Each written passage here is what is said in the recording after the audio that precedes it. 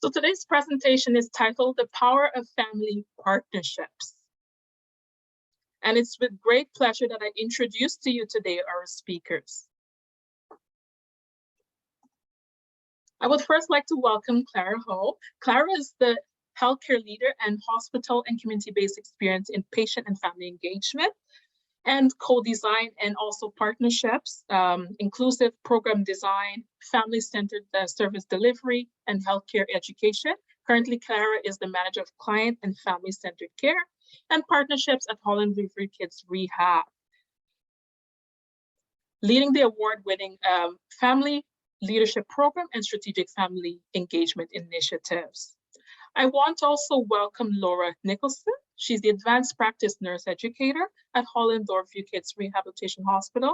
She began her career as a registered nurse in 2010 in the pediatric complex continuing care. And since then, she's been involved in progressive leadership opportunities in clinical practice, leadership, and teaching roles. Next, I would like to introduce to you Susan Joresh, who's the family leader in client and family integrated care. She's a financial executive with over 20 years of senior management experience. She's also exceptionally motivated to seek, identify, develop, and implement organizational improvements with a focus on quality, profit opportunities, and cost savings. Susan has been part of the Family Leadership Program since 2013, serving on numerous committees, including Business and Audit Committee, the Quality Committee, Family Advisory Committee, and the Research Family Engagement Committee.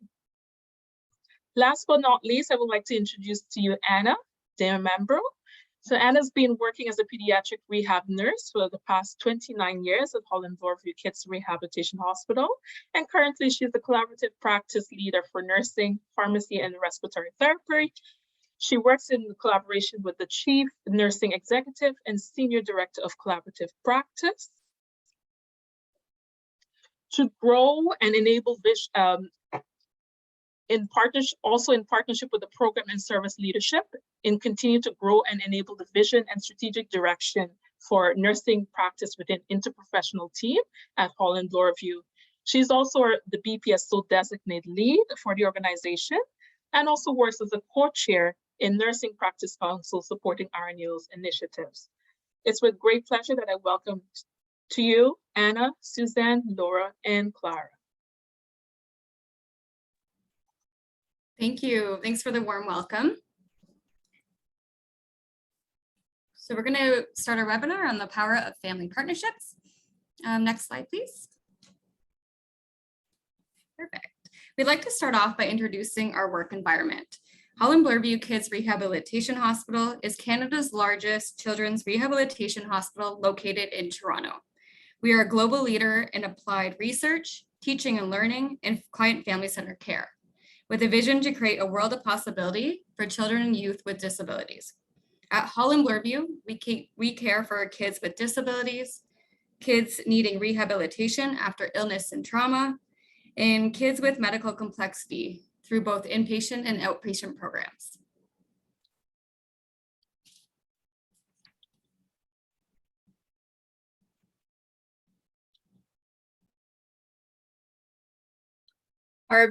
I'm sorry, I'm not sure why it's jumping on me. Oh, there we go. During this presentation, participants will learn how to share processes, strategies, and lessons learned. We also hope that you gain a better understanding of how to integrate BPGs into your practices alongside with client and family co-design. We will share with you in our next few slides with regards to what BPGs we incorporated, but also hope the deliverables for you will be applied principles learned within their own care settings.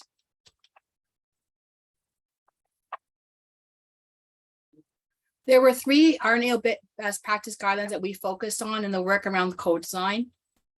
I'm hoping these look familiar to you, but they also may be new to you. Our person and family-centered care, our care transitions, and supporting and strengthening families through expected and unexpected life events. It was very vital in terms of co-design work that families felt that they were part of care, and that they had roles and responsibilities in the delivery of care and part of our communication strategies. When we looked at care transitions, the assurance of demonstrating leadership and commitment to this approach to care was vital, and also involving our family leaders in co-design of healthcare programs and services was one of the main principles that we support here. When we looked at supporting and strengthening families through expected and unexpected life events, it really was about developing genuine partnerships with families. And I'm hoping throughout this presentation, you will see that dedication.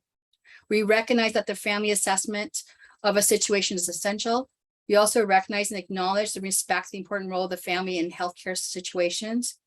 And we also have this mindset and thoughtful consideration around to determine the desired degree of family involvement and negotiate the roles of both the nurse and the family within this partnership.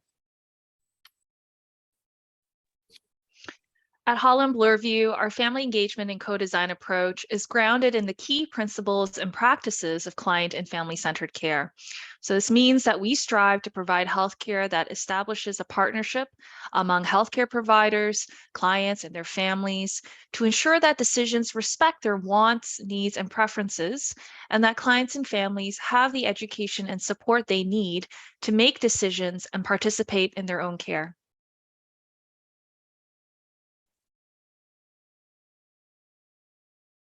Next slide, please. I'm pressing the tab, it's not moving. There we go. Oops, it jumped. There we go. Thanks so much, Anna. We know and appreciate that family engagement occurs along a spectrum and that it's important to know when and how to partner with families, to meet them where they're at, and to select the engagement approach that creates the most meaningful partnership and outcomes.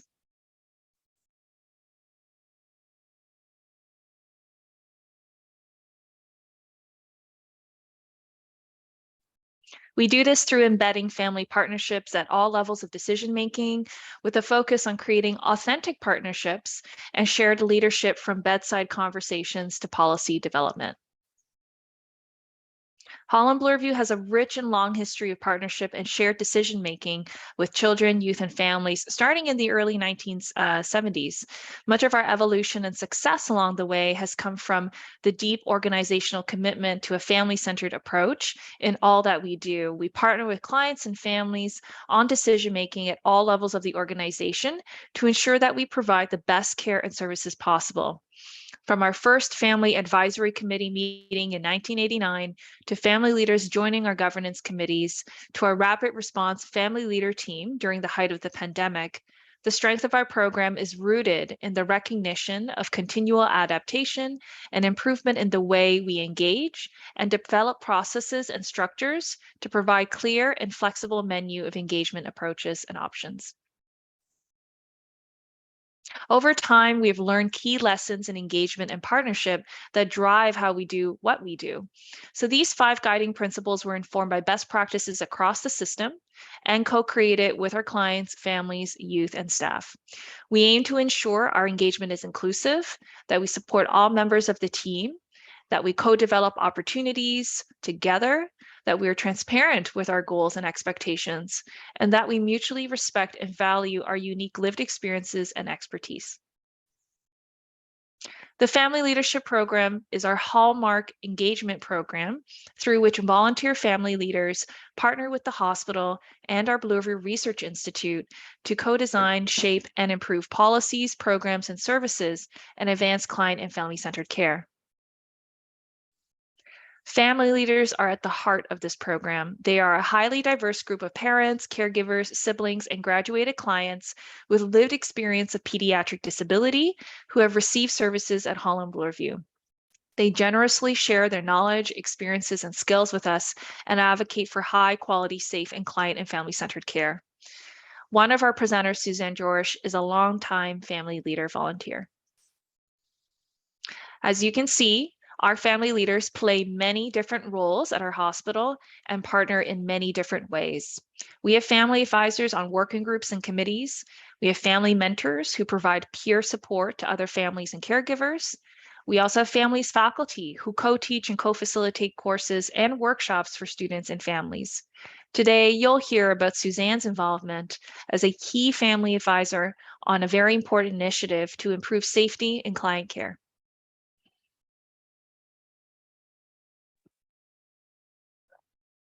Hi, everyone. My name's Suzanne Jorish, and I'm here to present a lived experience story. Thank you. Next slide. I wanted to just give a little bit of background pertaining to my life experience and how I came to be such a strong advocate for the family voice. I'm a single mom of 2 children, or young adults now. My daughter, Brittany, 25, completed her Bachelor of Science in Psychology at York University and is now pursuing her master's. My son, Wesley, who is now 28, suffered a traumatic brain injury at school when he was 16. He now lives at home after having lived at Holland Bloorview for almost 7 years. I was a vice president of finance before Wesley's accident. Now I am a full-time caregiver and I volunteer at Holland Bloorview to help ensure the client and family voice is always heard. I will be sharing some of my experiences in partnering on many different committees at Holland Bloorview and the mutually beneficial outcomes. To share a bit of my family past, I feel it is important to understand that up until 2010, we were a very typical family. We were so blessed to be able to enjoy life with so much freedom. We did all the usual things that most families do, and honestly, never expected that to change, or how dramatically it could change. This is a picture of my son, thrilled to show off a gecko he found to his sister and other onlookers. This is Wesley on April 23rd, 2010, the day before his 16th birthday, 26 days before his accident. He had just received an electric guitar from his dad for his birthday. He had been teaching himself how to play over the past year on his acoustic guitar. How could life be any better? But then an accident happened and changed everything. Wesley was at school playing rugby. He was tackled and then suddenly his heart stopped. My family's world stopped on that day in 2010. But somehow we had to carry on. This is a picture of Wes being loaded into the ambulance. I got this picture off a news report on the internet. It broke my heart. Suddenly, we had to face a new reality. We were no longer the typical family, free to be active and enjoy life. Nothing can prepare a family for what comes next. Suddenly, we were living at the hospital for endless days and nights in a complete state of shock. Nobody could give us any answers. Certainly not the answers we wanted. We had no idea what to expect next. All we could do was put our life on hold. Unknowingly, that would end up being for years. As a parent, you are literally walking around numb. You can't believe this is your life. You can't wait for things to get back to normal. But that never happens. For Wesley, his new reality was even worse. He experienced things that no youth should ever endure. Multiple near-death experiences. It meant suddenly having virtually no control of your body, being unable to move, talk, walk, or eat on your own. Wesley was suddenly fully dependent on others for all of his care, 24 hours a day. Your only option for the future is to constantly put forth every effort to try and help Wes to recover to every extent possible. This is a picture of Wesley on May 26, 2010. It was the first time he was able to be seated in a chair since his accident, which was 21 days earlier. Still today, Wesley does not rely on any form of life support other than 24/7 care and love. It has been more than 12 years since our family began its new reality. Wes lives at home after having lived in hospitals for 7 years. Fortunately, most of that time was at Holland Bloorview. We had to learn a new way to live, set new expectations, fit into a very broken and health system. And we had to learn how to care for a family member who was going to have ongoing extreme healthcare needs. Trust me, the hurdles are huge and we needed a lot of help. As a mom, I try to help my son as much as I can. That is my new life. He's worth it. I know I am critical to his care, and what I say and what I know about my son matters. I have learned so much about Wesley's condition that I am like a therapist, a nurse, even a doctor at times to my son. I am so fortunate that Holland Bloorview's team was able to teach me what I needed to know to be able to care for my son at home. I am thrilled to be volunteering at Holland Bloorview in a true partnership capacity. I became a family leader in 2014 after participating in a few research projects with my son, which piqued my interest in learning more about the hospital services and the incredible research being conducted at Holland Bloorview. It has helped me to learn so much, to keep apprised, and to contribute tremendous input to a significant number of decisions and policy changes.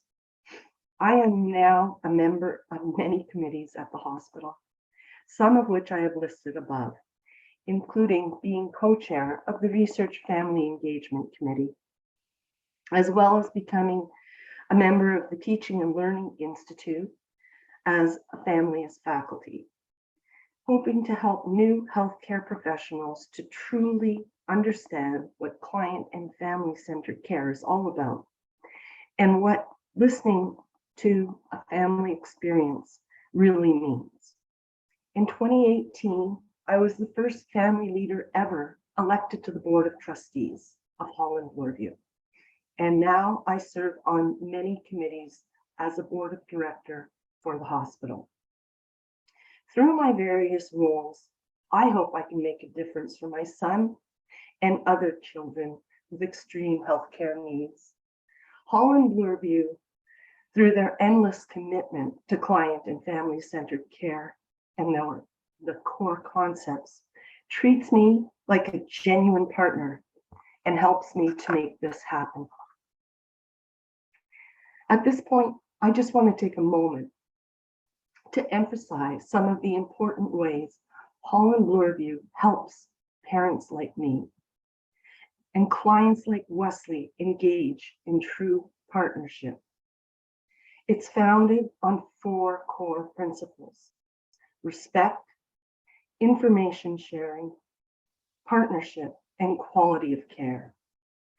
It works on the understanding that the family plays a vital role in ensuring the health and well-being of their family member, and an approach to planning, delivery, and evaluation of care, which brings about positive incomes for clients, families, and healthcare providers. Thanks, Suzanne. We're going to share a co-design story with Suzanne's involvement in one of our working groups. So we chose to share the co-design story about the family leader involvement and experience with Holland Bloorview's ENFit working group. The ENFit working group is an interprofessional team working on the adoption of a new type of connection port for enteral feeding products and accessories. The purpose of this global safety initiative is for other types of medical connections, such as slip tip and lure lock, to not be compatible with enteral feeding products.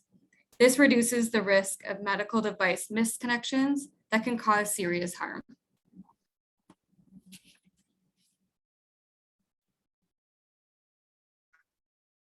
Oh, sorry, that's me.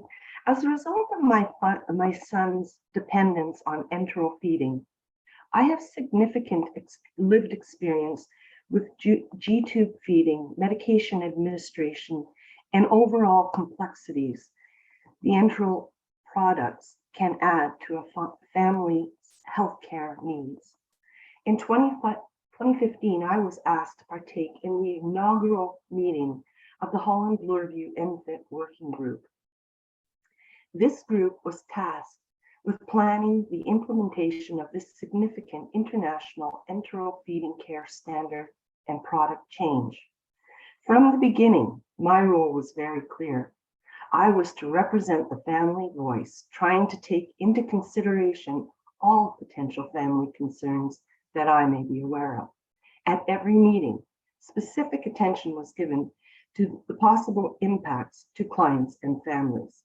And my comments and suggestions were not only heard, but also incorporated into the decision-making processes. Through my active engagement at every meeting, I was able to ensure many challenges clients and families might face were well understood and relevant to the discussions and decisions being made. As with any healthcare-wide system change, it is extremely important to be well informed about what other organizations are doing.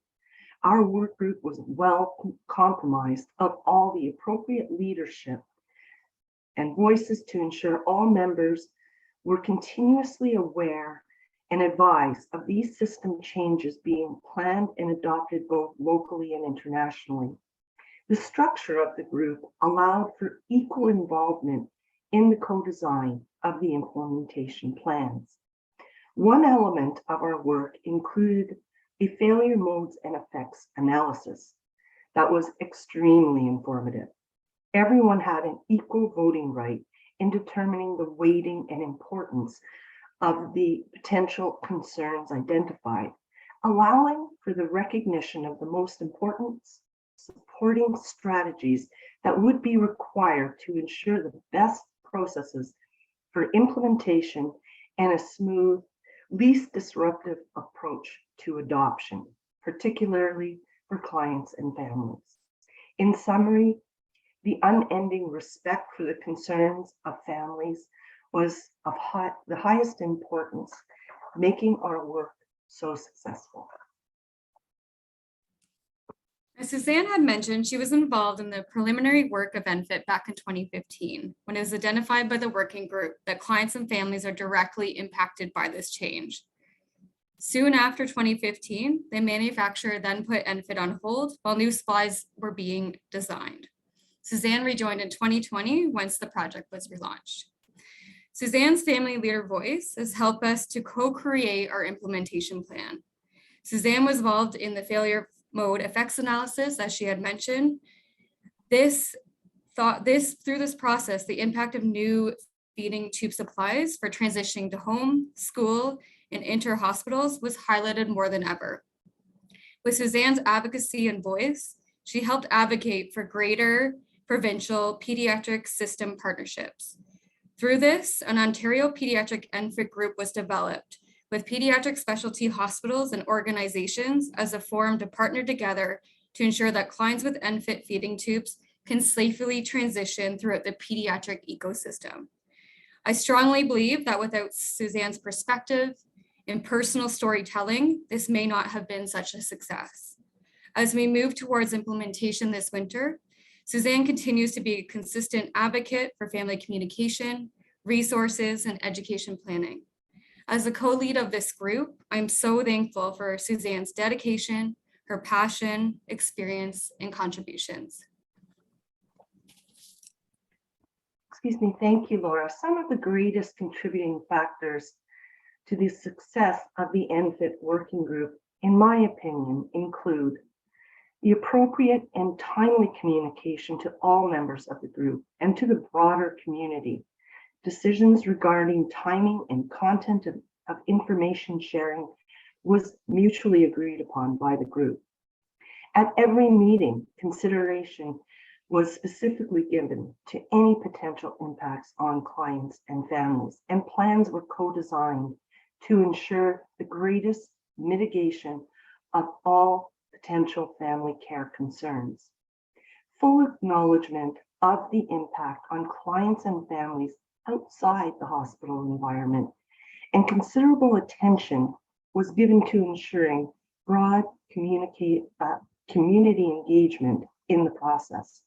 By leading a system partner communication strategy, many organizations have been given the opportunity to learn and adopt many of our group's strategies. Again, the completion of the failure modes and effects analysis provided exceptional insight to the need for educational materials and forms the basis for the completeness of the content. The creation of a team of system partners has allowed this significant change to be adopted in a collaborative approach, ensuring the least disruption again and confusion for clients and families as they move through the system, where the adoption process may be at different stages. To be authentically able to partner and collaborate with families, the following are my best recommendations. Engage families from the very beginning when planning the very first meeting. Ensure that the family voice is involved in all elements of the ideation and strategic planning. Provide clear role definitions for all partners involved. It is exceptionally important to family members as they may not know the staff partner responsibilities and what the role of the family partner should be. Also, family partners may not have the background, tools, or information that is readily available to staff. It is essential that families be empowered with access to the same knowledge in order to provide the best input. While some partnerships may be very short in duration, others may be ongoing, or like with the ENFit working group, may require years of input. Even when there are slow periods when little activity may be going on, it is important to maintain communication and engagement with family partners. Even small periodic updates are very valuable. Of course, avoiding tokenism is essential to the process. When engaging families, encourage their input at every discussion and decision point. Understanding their perspectives with complete respect for their lived experience and personal situations is imperative. Create a safe place where all members can share pertinent information fully, openly, with transparency. And finally, ensure that the family voice has an equal voting right and opportunity to share their opinion and truly recognize the value of their perspectives. Thank you.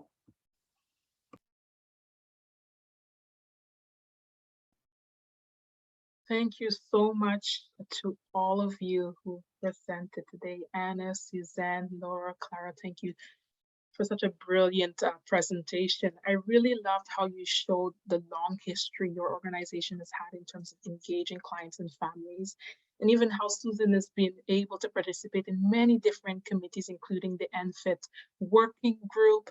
And I could tell that her lived experience and her perspective helped to really shape the initiative and made it a successful one within your organization.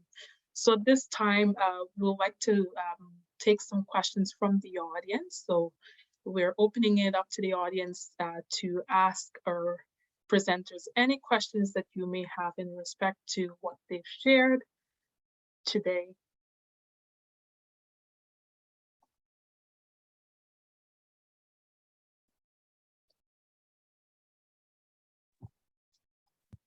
So I see here, I think maybe it might have been missed. I think Susan had shared what happened with her son already. I'm not sure if you want to give, again, just a very brief synopsis, Susan. Someone is asking a bit more. Hi, I'm happy to do so. My son suffered a condition exceptionally rare called commotio cordis, where by falling on a rugby ball, his heart stopped. And unfortunately, they were not able to recognize that his heart wasn't breathing for several minutes, causing very significant brain damage. Thanks for sharing that, Susan. I think we have another question from our audience. Do you think this partnership could be successful for families caring for adult patients? Do you have any plans to teach other hospitals how to initiate this partnership in their hospital? I think they're thinking that it's been so successful for you, if you do plan on sharing that. And I think, Susan, you have your hand up. Yes, I just wanted to comment that my son is now 28. So I have a tremendous amount of experience in the adult world now. And I can tell you I am thrilled to see the adoption of more partnerships with clients and families, particularly within the Greater Toronto area. So I believe that all of these lessons can absolutely be embraced in the adult patient environment. And I just hope that they can begin to replicate the lessons learned from Holland Bloorview. Thank you. Thank you, Susan. And I think there's also a question about lessons learned or lessons to pass on and how to involve parents. Any additional thoughts on that? Anything else that they can do to involve parents? I would strongly suggest that the recognition and of the importance of the family voice has to be embraced as an organization.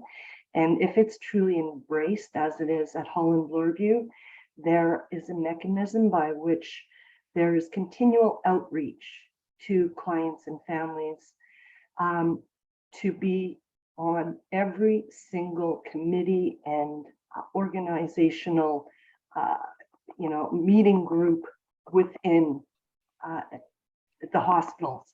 If they adopt such a philosophy and approach that the family voice is an equal partner and families are aware that their input is valuable, I think that will make a tremendous difference in allowing parents to continue to get involved in greater numbers. Thank you. Susan. And I think a few people are very interested in ENFit and wanted to get some more information about that. They're wondering if you will be willing to share some of that information, or how can they get a hold of more about that information that you're doing in respect to ENFit? I can answer that question a little bit. So I did touch on what ENFit is very, very briefly, but it is a global initiative to change the way that feeding tubes connect. It's to standardize it so it avoids misconnections from other medical devices, such as those of like the slip tip or any other type of device that it might connect to. So it is a patient safety initiative that is globally. In Ontario specifically, the pediatric world has not yet fully moved over that to ENFit. So we're working and partnering together. And a lot of that was the work of our working group to get there. In the adult world, it has moved quite a little bit faster than the pediatric side of things. So we're making our way there. The whole UK has already invested and transitioned over, and this in the States is doing quite a bit more as well. So in terms of family partnerships, it sounds like we might be kind of leading that with the ENFit world, just from our conversations from other hospitals, but we are really highlighting how beneficial it has been to have the family leader involvement in it. And I'm not too sure from the adult side how much families were involved when they initially, and some of them are still moving forward with that now. But I'm happy to share my contact if you do have any questions about how to integrate family leaders into the ENFit working groups. Thank you, Laura. I see a question here. When first forming the Family Leader Committee, how did you approach families, and how did you spark engagement? Very interesting question. I can start with that one. Thank you so much for that question. The Family Leadership Program formally started in 2011, but the first Family Advisory Committee was in 1989. So parents at Holland Bloorview and all the iterations of Bloorview Hospital have been very heavily involved in advocacy and speaking up to ensure that the best care is being provided for their kids and youth. And so I think there's a number of ways that we've come very far with recruitment and engaging our families. I think it begins with sharing with families what the value is of having their voices being shared at a committee, and making sure that those voices are being recognized and that their contributions will really make a difference in what's being done, and just being very clear around roles, expectations, time commitments, and pieces like that. Thank you so much, Sarah. I also see we have quite a few nursing students on the line, and they're wondering ways in which they can be involved in such an initiative like this one. If you have integrated nursing students into this initiative, or how might you integrate them?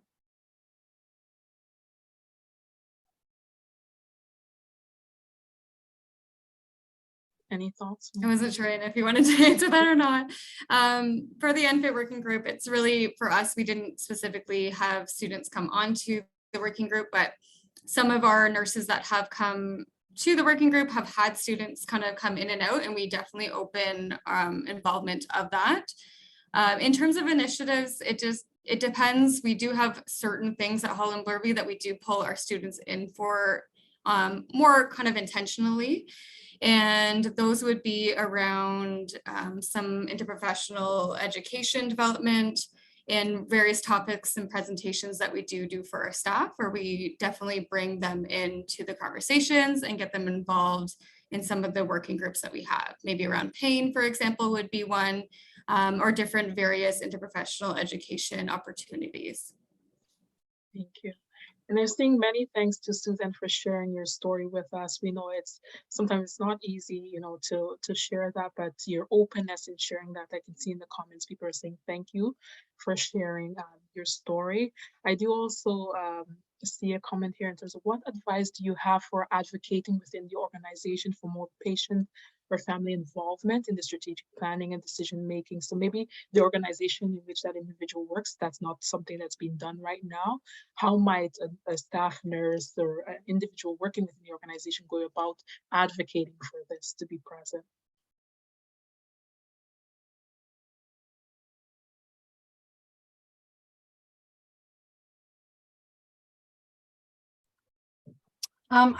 It's Anna. It's a hard question to ask because we never had resistance from leadership. So this is a tricky one. There was actually a full embracing of the concept right from the beginning. We recognize our families are at the center of all our children that come through and are admitted at Holland Bloorview. And of course, when a family member is involved in any committee work and there's client discussions occur, they are also binded by the same privacy and confidentiality requirements that a Holland Bloorview employee is as well. So those are standardized processes. I can talk to you a little bit. There's a question before around, and this is just to add to Claire's comment. Let's say I'm opening up a committee and I thought this is a committee where I need a family leader presence. There's internal processes around an application where we fill out the application and we give the context, and then there's a fit, I think, on their end what family leader is appropriate to participate with us, that have that knowledge base or has an interest, or time. Sometimes it's about time as well. Claire, I'm just going to pass that on to you because I see you nodding. You probably can add a bit more information. No, that's really great what you mentioned around processes and structures. And I think that's really important for success for any kind of family and patient engagement program. So all of our family leaders are registered volunteers of the hospital, which means they go through rigorous training, orientation, signing sort of kind of like applications and contracts, and making sure that they have a clear understanding around privacy and confidentiality. And so providing volunteers with that information is really important. And sometimes that's enough to assure leadership that those pieces are covered. And then also like selling all the other benefits, the amazing benefits of having families involved, is that the outcome and the process is really just so much better, because there's just so much healthcare providers just don't know of what it's like to be on the receiving end of care. And so if ultimately all of our work is to benefit and also to support, would say the end service user, who's really our patients, our families, our clients, it just makes a lot of sense to include them in the process to ensure that it's a win-win for all of us in terms of the process and the outcomes. But excellent question. Thanks, Claire. And I think as we prepare to wrap up, we see one last question from one of our participants.